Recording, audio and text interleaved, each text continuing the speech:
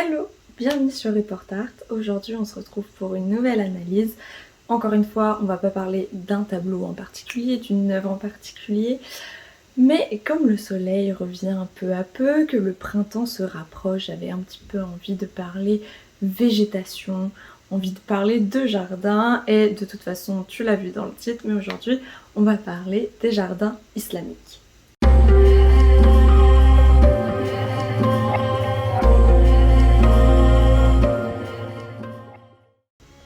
Aujourd'hui, on va un petit peu étudier c'est quoi un jardin islamique, qu'est-ce qui les caractérise, c'est quoi leur fonction, mais aussi leur histoire. Évidemment, je vais devoir, avant de parler du jardin islamique à proprement parler, je vais devoir aborder les origines de ces jardins. Parce que bien évidemment, tu t'en doutes, ils n'ont pas poussé comme ça d'un coup dans les villes. Donc évidemment, je te parle de jardin islamique, donc ça a forcément un lien avec l'islam, mais là, pour ses origines, on va devoir remonter à avant même l'existence de l'islam. Déjà, dans les déserts, il est arrivé que parfois tu puisses tomber sur une oasis. Pour cet élément-là, il a un statut un petit peu particulier et il va être considéré comme un jardin primitif. Et puis aussi, ce qui est important avec les oasis, c'est qu'elles ne sont pas le fruit de la main de l'homme, mais de la nature. Mais les oasis vont être importantes parce que c'est quand même un élément particulier dans un désert qui va donner à voir une étendue d'eau et de la végétation dans un milieu pas du tout fait pour ça. C'est un véritable havre de paix au milieu du désert et ça va devenir le concept de base des jardins. Ensuite, on va avancer un petit peu et on va arriver à l'Antiquité. À cette époque-là, il existe déjà des jardins qu'on va appeler d'agrément. En fait, les princes vont affirmer leur pouvoir en construisant ces jardins. Alors, pourquoi ils affirment leur pouvoir en construisant des jardins ?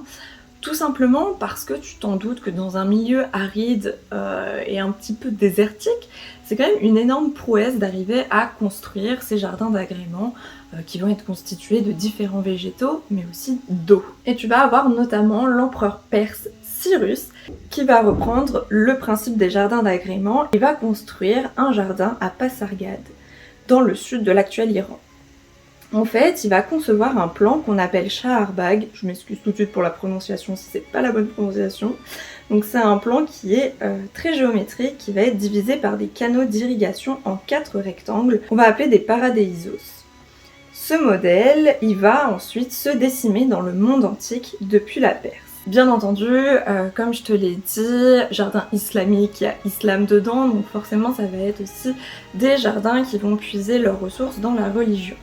En fait, ces jardins vont être une espèce de représentation d'un jardin d'Éden terrestre. Par exemple, les 4 canaux vont faire référence dans le Coran à la représentation du paradis coupé en 4 ruisseaux, donc un ruisseau d'eau, de vin, de lait et de miel. Là, comme tu le vois, il y a quand même pas mal de ressources qui sont à l'origine des jardins islamiques. Pour te résumer un petit peu tout ça, le jardin islamique qui puise ses ressources dans le jardin primitif qui sont les oasis, à des cultures antérieures qui sont les Perses, mais on va avoir aussi les Romains et les Byzantins. Donc des Perses, ils vont reprendre ce fameux plan à 4 carrés qui trouve résonance aussi dans le Coran. Des Romains et des Byzantins, ils vont reprendre un petit peu le concept des jardins, des villas qui étaient du coup des jardins clos. Et de toutes ces cultures, ils vont aussi s'intéresser à l'art des mosaïques. Du coup, maintenant que j'ai un petit peu posé les bases, on va pouvoir un petit peu plus rentrer dans les jardins islamiques et voir comment ils sont composés. Les jardins sont clos et sont constitutifs de la structure des villes. Le but, ça va être de faire de cet espace une représentation du monde et de la nature, d'où l'assimilation au paradis. Il faut que cet espace, il soit, attention, très long listing, il faut qu'il soit parfait, beau, agréable, rafraîchissant, parfumé, reposant et surtout facile à vivre dans cet environnement compliqué. En plus de ça, tu retrouves dans les livres religieux que le paradis, il est souvent assimilé à des jardins merveilleux. Par exemple, dans le Coran, pour évoquer le paradis, on va beaucoup utiliser le mot Jannah, qui signifie aussi jardin. Et on va se rendre compte qu'avec la description des plaisirs du paradis, on va avoir une liste d'éléments qui sont constitutifs des jardins.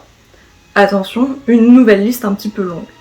Les jardins ils vont être parcourus de ruisseaux d'une eau vive, garnis de nombreuses fontaines à l'eau jaillissante. Les fontaines peuvent être aromatisées de camphre ou de gingembre. Les jardins sont sublimes, on a de l'ombre avec les arbres, il y a des fruits à profusion et à toute saison, il n'y a pas d'épines sur les végétaux. Les parterres de plantes sont séparés les uns des autres par des canaux d'eau fraîche.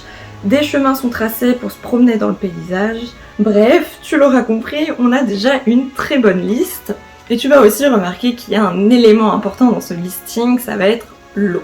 Il faut quand même se rappeler que l'islam, à l'origine, naît quand même principalement dans des pays avec un climat aride, qui est un petit peu quand même hostile envers l'homme et pas très propice à faire pousser énormément de végétation. Du coup, forcément, l'eau, ça va devenir un challenge extrêmement important et il va falloir quand même apprendre assez vite à la maîtriser et à la stocker. Donc tu comprends quand même que l'eau, ça va être aussi un élément précieux dans ces jardins. En fait, en Orient, entre le 8e et le 11e siècle, on va avoir une révolution scientifique, technique, artistique et urbanistique. Et la maîtrise de l'eau, mais aussi de la botanique, va permettre la création de ces jardins. Parce que bon, sans ces connaissances, ça aurait été un petit peu compliqué quand même de faire pousser tout ça et de faire aussi acheminer l'eau dans ces jardins. Bien évidemment, ce n'est pas ces jardins, ce n'est pas grâce aux jardins que tous ces savoirs se sont développés, puisqu'en fait ils étaient plus que nécessaires pour pouvoir vivre dans des milieux arides, comme je te le disais. Pour les jardins, l'eau est apportée des montagnes par des aqueducs, elle est stockée dans des citernes et des réservoirs en sous-sol, et ensuite, soit en forme de conduits souterrains, soit en canaux tuilés et ouverts, l'eau arrive aux fontaines de jardins et autres bassins. Pour la végétation, ça sera des petits tuyaux qui sont irrigués. Les fontaines et canaux sont par ailleurs peu profonds pour éviter d'utiliser trop d'eau. Évidemment, l'autre élément quand même constitutif de ces jardins, si je te dis jardin, tu penses tout de suite à de la végétation, et évidemment, elle va avoir une grande place. Tu peux y trouver des arbres fruitiers ou non, des fleurs et des arbustes. Certains vont avoir une symbolique, par exemple le cyprès va représenter la mort et l'éternité, l'amandier va représenter la vie, le palmier dattier va représenter la fécondité. Les végétaux, ils sont aussi choisis pour leur apparence, mais aussi pour leurs odeurs. Il y a aussi parfois des fleurs en pot, et en fait ça permet d'éviter d'utiliser trop d'eau, tout simplement pour leur arrosage. Qui dit végétation dit souvent faune, et dans ces jardins, on va quand même retrouver un certain nombre d'oiseaux, tout simplement parce qu'ils sont attirés par les fruits et l'eau. Du coup, ils vont s'inviter dans les jardins, et ils vont être vraiment considérés comme un ornement dans ces lieux. Et ces jardins, peut-être que tu l'as compris au fur et à mesure de mes premières descriptions, et ben en fait, il va solliciter tous nos sens. L'ouïe, avec forcément le chant de ces fameux oiseaux, mais aussi avec le bruit de l'eau qui s'écoule, l'odorat forcément avec les fleurs, avec les fruits, etc. Le toucher, si tu te mets à toucher l'eau, si tu cueilles ton fruit, si tu froisses les feuilles des plantes aromatiques, ce genre de choses. La vue, bon, ça paraît quand même assez évident, et le goût, tout simplement si tu consommes l'un des fruits de ces arbres fruitiers. Quand tu es dans ces jardins, souvent ils sont au sein de bâtiments. Donc par exemple, ça va être des jardins dans des mosquées ou surtout dans des palais. Du coup, forcément, autour de toi, tu vas voir le bâtiment, l'architecture. Et tu vas notamment voir des mosaïques. Ces mosaïques, elles sont à motifs géométriques. En fait, les chercheurs ils vont dire que le jardin reproduit l'ordre du monde. Cet ordre permet d'atteindre la clarté et la lisibilité. Et pour avoir cet ordre, quoi de mieux que d'utiliser la géométrie, notamment avec la perfection de la symétrie. Et cette perfection, elle va contraster avec les imperfections de l'homme. Parce que c'est bien connu, l'homme n'est pas parfait, il est rempli de défauts. Comme je te le disais tout à l'heure, les jardins, ils peuvent se trouver du coup dans différents lieux, notamment mosquées et palais.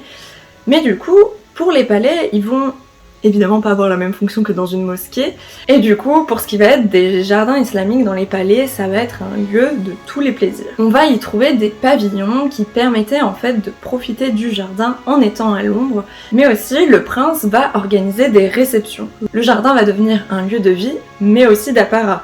Parce que le prince il va pouvoir montrer quand même qu'il a une grande richesse, que son jardin est magnifique, et pendant la réception faire défiler tout un tas de plats jusqu'à n'en plus pouvoir par exemple. Le prince du coup il y trônait, mais il pouvait aussi avoir des activités plus intimes. Le jardin aussi c'est un lieu de contemplation, on y va pour se promener, pour s'y détendre, et pour tout simplement admirer cette merveille. Là je t'ai un petit peu abordé l'ombre. Et en fait, c'est vraiment quelque chose qui est extrêmement important dans les jardins. Elle va être soit créée par la végétation, soit par l'architecture, comme avec des galeries. Évidemment, tu t'en doutes que pour profiter d'un jardin dans des milieux très arides, c'est toujours plus agréable de le faire à l'ombre qu'en plein cagnard. Donc forcément, l'ombre, ça va être aussi un élément constitutif de ces jardins. Donc pour résumer, ces jardins, ils vont avoir un plan particulier qui a été repris des jardins perses, donc un plan en 4. Ils sont un petit peu une conception d'un jardin d'Éden terrestre. La végétation va être à foison, elle va titiller tous nos sens. Et puis évidemment, on va aussi trouver de la vie, que ce soit par les réceptions ou par la faune. L'eau, c'est un élément primordial dans ces jardins. Ça permet aussi de montrer qu'on a maîtrisé l'eau et qu'on est vraiment dans un jardin somptueux à l'eau infinie quand même, qui est une denrée, je rappelle, très précieuse. On a l'architecture ambiante évidemment qui entoure ce jardin, avec ses mosaïques, avec dans le reflet des eaux aussi, tout simplement le reflet de l'architecture qu'il y a autour. Et pour profiter de tout ça, évidemment, on a l'ombre pour pouvoir se balader tranquillement. Bien entendu, par rapport à toutes ces caractéristiques que je viens de te donner, il y a pu avoir des variations et des évolutions.